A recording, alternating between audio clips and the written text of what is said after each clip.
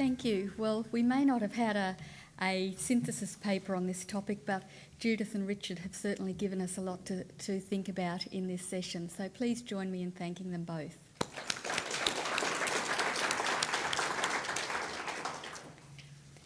Now we'll move into the group work session, and I was a bit remiss before because I forgot to draw your attention to the Session 7 Theme E, Career Development and Older Workers sheet. But I see that you've been doing this for long enough that most of you have them in front of you.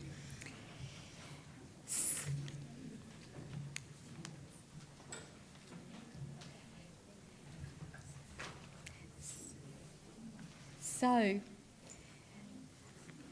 there's one question to focus on in this session, and basically the idea in this session is to get you to think about the policy agendas in your own countries and where older workers feature in that, where you think they might feature in the coming decade, given the changing demographics of your country, and using what Richard and Judith have said to guide your thinking, what are the implications for career development services? I'll give you a time call in 30 minutes, and then in the last 10 minutes again, you've got time to finalise your notes. And again, I'd like you to report in a succinct session, one statement, a succinct sentence, one statement about the implications for career development services of the ageing population. Okay, have a good group session.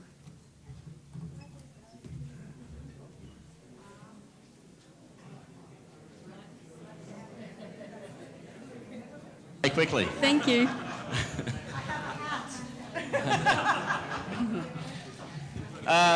Look, I must admit, I wasn't that great on punctuation in school, so this sentence might be a bit long. Look, we found the issue of the ageing workforce is really high on the agenda of all countries who are represented at our table, and to varying extents also on the radars of business and industry, and that a convergence of imperatives over the next decade will heighten that focus. The other aspect we found here was that currently there's a common response across nations, current responses, that is, accelerating entry into the workforce at that transition point and trying to lengthen transitions out of the workforce. On the implications for career development, we thought that they included issues such as service learning for older workers, businesses releasing staff on paid release to do service learning outside the organisation, or indeed releasing them to provide that within the organisation to enable the corporate knowledge to be retained. The new literacies, opportunities for the new literacies of health and financial literacy education, and supporting recognition of prior learning for older workers, for early identifications of the competency gaps, and communicating in an open and clear language with the industry sector councils, business and unions of the bottom line benefits of retaining older workers. That was my sentence.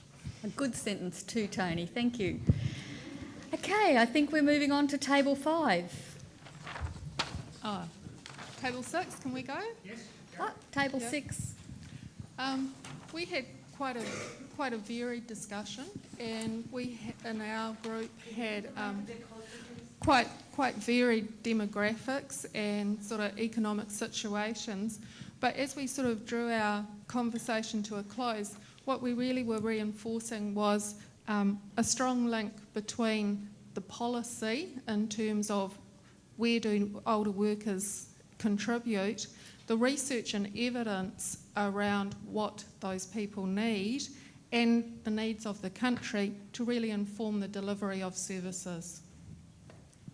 Thank you very much. Down the end there. Okay, well, we had a good discussion. I guess we focused on the transition from work. So looking at, there's been a lot of work for a lot of countries on the transition to work for young people. but the transition from work about how people are easing themselves out of the labour market or taking different opportunities.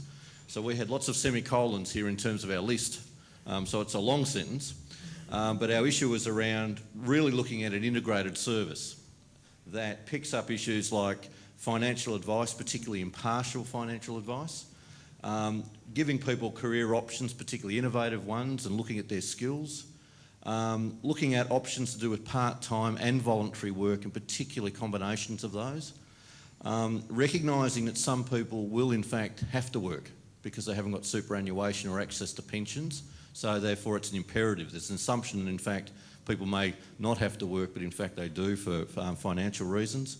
Issues around health, particularly as people get older in the workplace. Employer perceptions, the need to get out there and do some promotion for employers to get them to understand the importance and I guess the advantage for keeping people at mature age. Issues around language in this area in terms of how sensitive it is, and also issues that are in terms of gender and differences between the genders in terms of that, and how to match the service provision for career specialists with the range of policy settings that in fact may not necessarily be in tune across all the different agencies. Thanks. Thank you very much. Oh, okay. Okay, well from this table here, really clear that this is an issue that is on our policy agendas and it's only going to get bigger, and that it's a major issue that's been looming on the horizon for quite some time, but it almost feels like suddenly in the course of a decade it's come really starkly into our face. This is big and it's here and it's now. Implications for career development services. We think there's a major role in terms of the career development services in terms of education, both of older workers in terms of reframing their thinking about the third part of their work career, but also an education role with employers as well. There will be a much closer alignment between career development services and financial services, or perhaps a realignment, because if you think back to 10 or 15 years ago when unemployment in Western countries was very high, our staff were very savvy about knowing about unemployment benefits and welfare benefits at the dependency end of the scale where people couldn't work.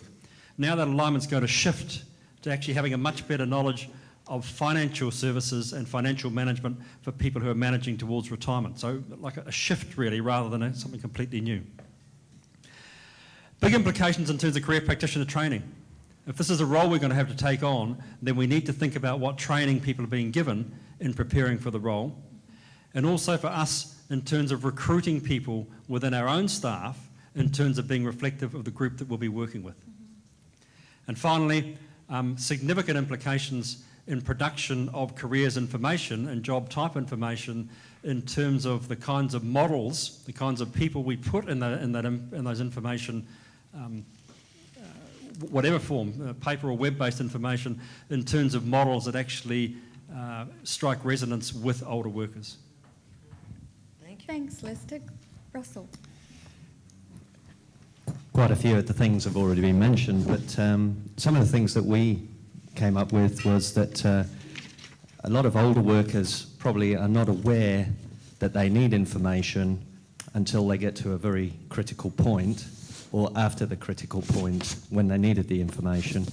And how do you make older workers or people who are getting older aware of information that's going to help them when they hit that transition? So it's an education process, possibly, as Lester was saying. There's a difference, possibly, between the identity that males and females have as older workers, and that for males, identity is very much around linked to work and how they feel about work, and the implications for services, training for practitioners, but also maybe that practitioners should be training others and those people who are involved in the unions, but also what role is there for those peer self-help group processes to help themselves. Thank you. The group down the end there, and then we'll come to Roberta up here. Do we need to point out, Mary, or just wonder that this was an all-male group that raised whether there was a gender difference in terms of attachment to... We don't need to point that out? Well, Shall we just note that this has been duly observed, gentlemen? Thank you, thank you. Pardon, it wasn't, we couldn't let that go, gentlemen. Oh, okay. So, thank you.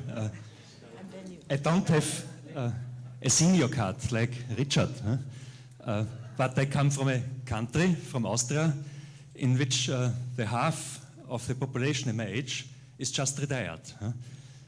And I think we have to change the situation, and we change it, and I'm motivated to work longer. We have had also a very interesting discussion in our group in with different situations in different countries, but we agree in some crucial points, especially that there are at least two strong reasons we have to work, and it is a task for public policy. It is first a humanistic approach to hold older people in senseful activities in the employment. And of course, it is a strong economic approach. If we have in some countries, in many, especially European countries, less younger people and more older people, it is the life expectation is increasing, is a positive aspect, but it is also an economic aspect, and we have to try to hold older people longer in employment.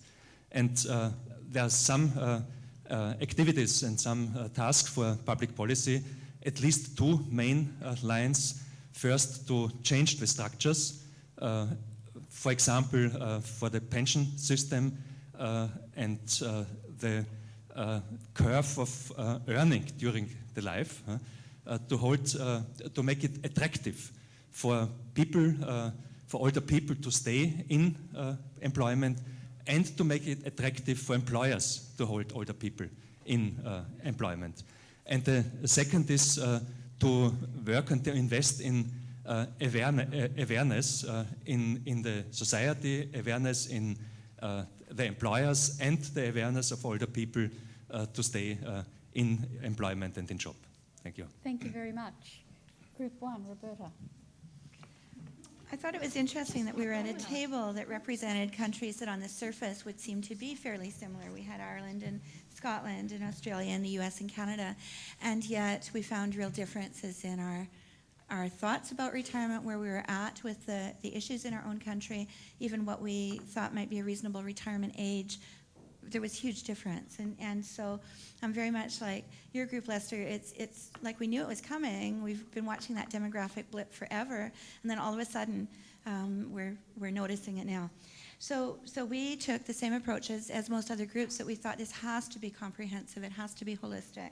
So we were looking at a comprehensive approach that looks at people holistically, looking at their career, their financial needs. We were right there on the same page as people that said we really, as career practitioners, need to pay more attention to the financial aspects of it. Health, community responsibilities. In some cases, people who are at retirement age have been fulfilling important needs in the community, perhaps not for pay. And so what does that mean in terms of their pension and their, caring for them as they age? Elder care is a huge issue in Canada, and so how do we free up people to be caring for that even more senior generation? And could we allow for some gracious exits and entrances to work in order to allow people to care for elders when they need to, but perhaps then still go back to work themselves? And all of that together, including leisure and work-life balance, we realize that not everyone wants to work full-time until they're 85. And so we thought all of that together would need to be supported by holistic policies that are looking at things like pensions and career services and so on. Thank you. Hi. Now, there was quite a heavy discussion around this table, and it transpires that and we came to the conclusion it is very a complex issue, because people differ and it varies also in the different countries, because some of them have an aging population, and then you have, due to health reasons, a very younger population of workers. So therefore we need actually policies that are different for different groups of people. For instance, your high-skilled affluent who has more choices than the low-skilled person with less choices. And I think we support more or less what that table also said, that those we have the current group, but there's also the group that is going to be old, so they have to be prepared once they are there. Thanks, Marguerite. Thank you. Yes, thank you. Thanks. I'm quite sure that everything I'm going to say has already been said, and that's the price I pay for being the last in the line. So anyway, I beg your patience as I try to do justice to really? I've done it. So to do justice to the robust discussion, here is the summary. Now, the table is represented by Canada, Australia, the US, Denmark and Ireland, so we quite a lot of variation in relation to what's happening in our own countries. But we came to the conclusion that in order to meet labour market needs to the greatest possible extent, and to meet those using the potential of the aged, we need to focus on the needs, the personal needs of those people. Because at the end of the day, the greatest return comes from workers who are happy and fulfilled and who are working towards achieving their own personal objectives. Now, we recognised that personal objectives vary hugely in relation to what's happening in different countries. For example, in the US, where social security provision is very meagre, the older worker is very much driven by the need to create finance to survive, whereas in other countries that might not be as high on the agenda. But notwithstanding those differences, we came to the conclusion that guidance was hugely important and could be seen in three separate strands. One is in the area of attitude formation and in supporting older people to recognise that working for fewer hours but working in a different way is totally acceptable and is all part of the life cycle. That is not necessarily expected that people will continue to work, as our colleague just said in the last presentation, until they are well into their 80s in the same way as they did when they were younger. So we felt that there was a hugely important area of work there. The second relates to the need to provide skill training and to help older workers adapt to a different form of working life. And the third one is quite simply to identify the gaps in the labour market that are particularly suited to older people. Now, we were of the opinion around the table that there is a need to focus in on the areas of work which older people can do much better than younger people, and working in schools with young people and so on was highlighted as a particular area in that regard. Now, finally, we looked at what needed to be provided outside of guidance and what is essential to providing that guidance role, and we thought of employers and structures, and we identified two key characteristics of what should be made available for the older worker and what should be taken into consideration when engaging those people in the workforce is a concern. And one is the need for flexibility. And we talked about various work arrangements and just an understanding that what the older person does is better done if the structures are flexible and allow individual needs to be catered for. And the final point is the need for choice and the recognition of the fact that the older person, as I suppose all humans do, need to be able to make the choice themselves and not have things done to them and not to be forced into molds that don't fit easily for them. That's it. Thanks. Thank you. Thanks. Just when you thought it was all over, there was one more group. There's two. We spent some time, and another, I suppose, after this, looking at the Finnish model, and we'd like to highlight the importance of cross-sectoral policy and programs across employment, education and health, targeting managers, influencing the employers who will be key, working with older workers who aren't so old, so 45, 50, before they actually have to face the reality of their future. And in that targeting, particularly, say, older men who, through retrenchment or retirement, might be reluctant to take lower paid positions and would perhaps opt for benefits in preference to taking a lower skilled or lower paid job, and older women who have been out of the workforce for some period of time. And to tie that all in with the financial planning, looking at the whole person. And I have to say, whilst we didn't discuss it, I like the notion of choices and looking at options. Thank you. Thank you. And lucky last. Yeah, we started with discussing first what is the state of art in our countries, and we came to the result that it's only an emerging issue for us. That's the first thing we find out. And then there was in the explanations of our colleague from Botswana was an idea that brought us to conclusions for guidance. In Botswana, it's possible to retire at 46. 45, and most people go either to study or go back to their communities and start a new career as in a shop or something like that. That brought us to a conclusion for guidance, and to rethink guidance in a way I have to look at what we noticed because it has to be worked out. Rethink guidance as career interventions at different transition points. Not only at the moment people has to retire, but before, at a certain moment, and at certain moments before, to plan this retirement or this continuation with the person. Thank you. And thank you all for your contributions. Can I invite a quick comment from the rapporteur? And it's Richard who's bobbed up.